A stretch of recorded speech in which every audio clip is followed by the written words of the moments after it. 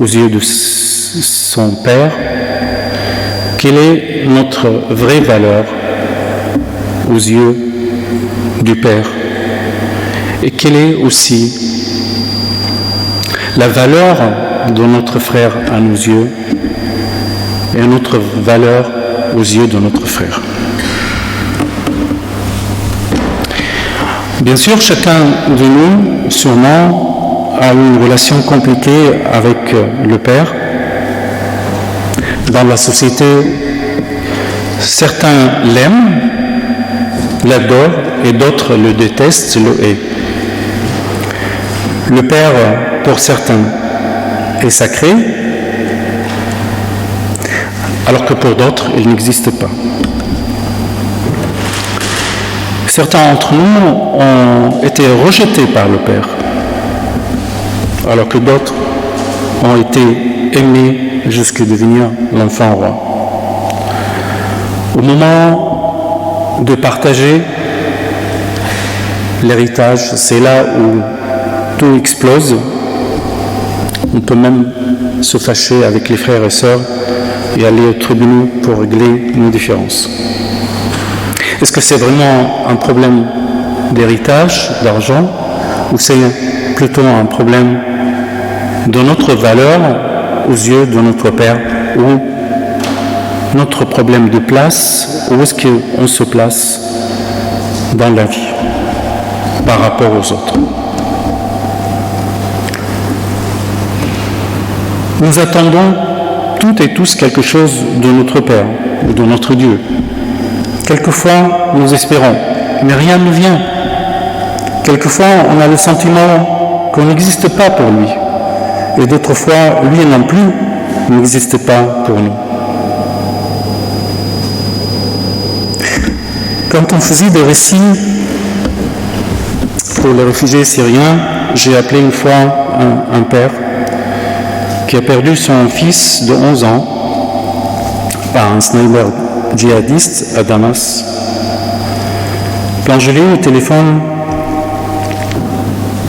il m'a dit « Si Dieu existe, il ne m'aurait pas abandonné.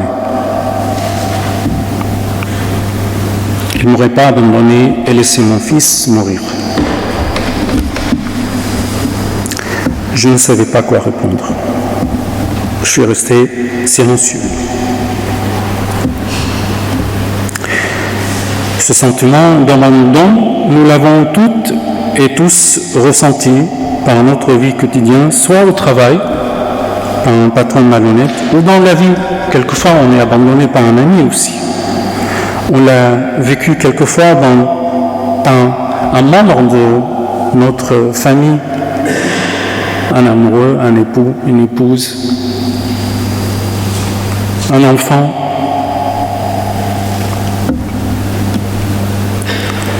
C'est difficile. Quelquefois, quand on perd une personne, la mort nous l'emporte. Ou quand on se sépare avec des gens qu'on aime, pour une raison ou d'autre. Les conflits entre frères et sœurs, ils sont connus. Et ça fait toujours mal. C'est vrai que quelquefois on ne sent pas la présence du Père dans notre vie. Nous avons un sentiment que Dieu nous a abandonnés. Mais est-ce qu'on est le seul à sentir ça? Non. Ce sentiment, Jésus même l'a vécu. Il l'a vécu sur la croix. Il a crié « Eloé, Eloé, lima sabachthani » « Père, Père, pourquoi m'as-tu abandonné ?»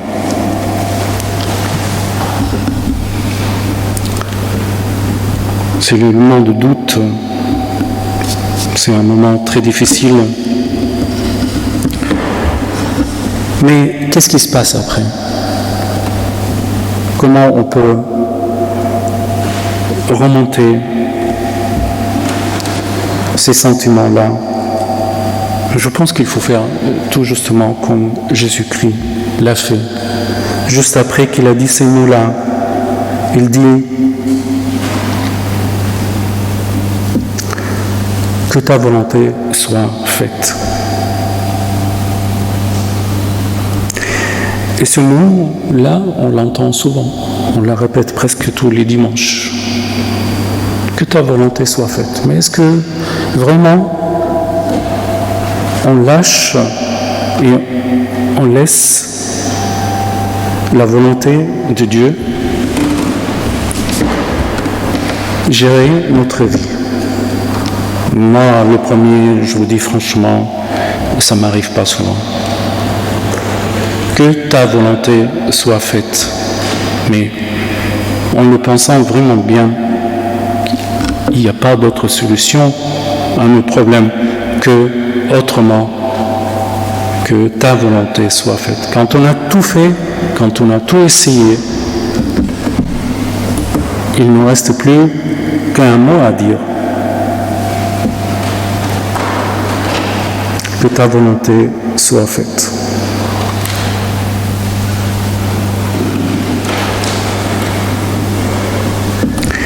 Je pense que ce mot, je ne vais pas dire magique, mais il est nécessaire pour notre vie. Il est important de dire à chaque problème, après qu'on a tout essayé, que ta volonté soit faite. Et c'est là où c'est vraiment... On se rend compte que quand on lâche, quand on vraiment accepte que Dieu impose sa volonté, c'est là où notre vie change. C'est là où il y a la résurrection. C'est là où commence la résurrection. C'est quand Jésus a dit que ta volonté soit faite. C'est à partir de là où on peut commencer les étapes de résurrection. Nous aussi, on peut lâcher pour après dire, voilà, je suis revenu à la vie. Je lis dans 1 Jean 3, 2. Nous sommes maintenant enfants de Dieu. Si on accepte sa volonté, on peut dire nous sommes maintenant enfants de Dieu. Et ce que nous serons n'a pas encore été manifesté, mais nous savons que lorsque cela sera manifesté, nous serons semblables à lui, parce que nous le verrons tel qu'il est, cette espérance en lui se purifie comme lui-même est pur. Une fois qu'on est lavé, une fois on est pur, de lâcher notre volonté, on devient vraiment l'enfant du Père qu'on n'a pas accepté.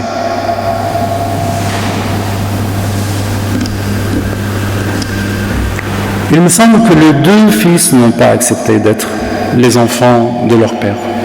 Ni le cadet qui voulait s'éloigner de lui, ni celui qui est resté près de lui. Parce que celui qui est resté près de lui aussi, il était tout simplement comme nous quelquefois. On vient, on est là, mais on est loin de lui, on reste loin de lui.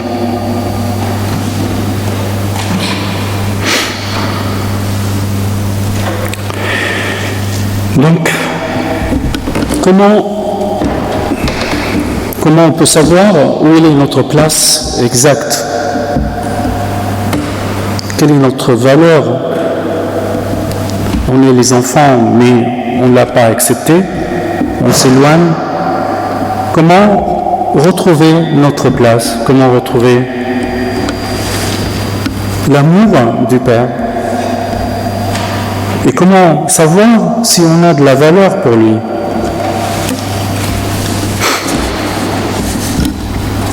Autour de l'enfant cadet, le père réserve un accueil très chaleureux à son fils et Vous avez entendu, c'est la fête, etc. Le frère, il est jaloux. Il est jaloux, il est en colère, et moi alors, j'étais tout le temps près de toi, tu m'as rien donné.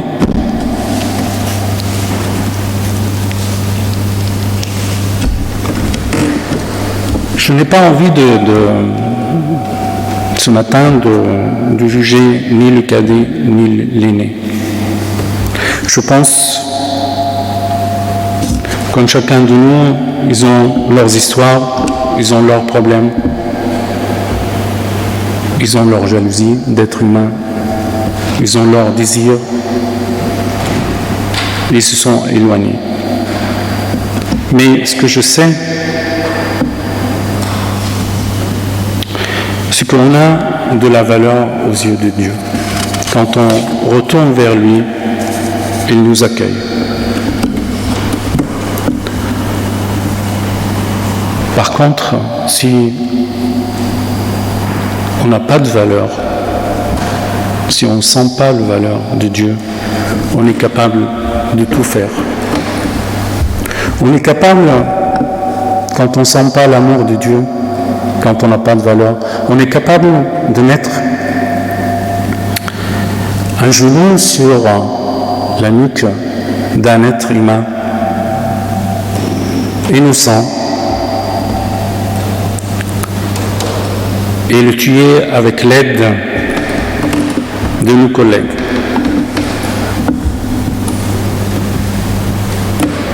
Pourquoi la mort de George Floyd? Pourquoi? Qu'est-ce qu'on peut penser de ce policier? Qu'est-ce qu'on peut penser de ses collègues? Dans un pays qui a vécu le racisme, qui a vécu l'esclavage, il y a encore des gens qui sont capables de tuer une personne. Comment ils peuvent regarder? Comment ils peuvent se regarder? Quelle est leur valeur à leurs propres yeux et devant Dieu?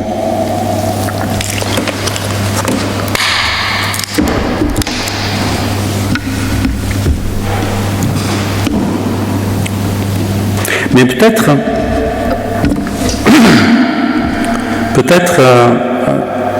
avec une histoire, on comprendra mieux la valeur de chacun et sa propre place dans la vie. J'ai entendu cette histoire et je voudrais la partager ce matin avec vous. Avant de mourir, un père a dit à son fils: « Voici une montre que ton grand-père m'a donnée et qui a plus de 200 ans. Mais avant de te la donner, va à la boutique de la première rue et dis-lui que tu veux le vendre pour savoir combien il peut coûter. » Il est allé, et puis est revenu vers son père et a dit: « L'horloger voulait payer 5 € parce que c'est vieux. » Puis il lui a dit: « Maintenant va au café et propose la montre. » Il est allé et est revenu en disant: « Vous voulez me donner 50 €. » Et le père lui dit: « Très bien, maintenant va au musée et montre-leur ce montre. » Le fils, il va au musée et le musée lui propose 500 €. Alors le père dit à son fils: « Je voulais juste te faire savoir que ta valeur sera reconnue au bon endroit. Ne te mets pas au mauvais endroit et ne te fâche pas si tu n'es pas apprécié à ta juste valeur. C'est lui qui connaît ta valeur et c'est lui qui t'apprécie. Ne reste pas dans un endroit qui ne te convient pas. » Voilà, cette histoire, moi, me dit que Si on n'est pas apprécié par les autres, si on n'est pas apprécié par un patron, un ami, une épouse, un fiancé, un enfant, ce n'est pas grave. Parce que vous n'êtes pas à votre place. Parce que vous avez de la valeur aux yeux de Dieu. Et cette valeur, elle est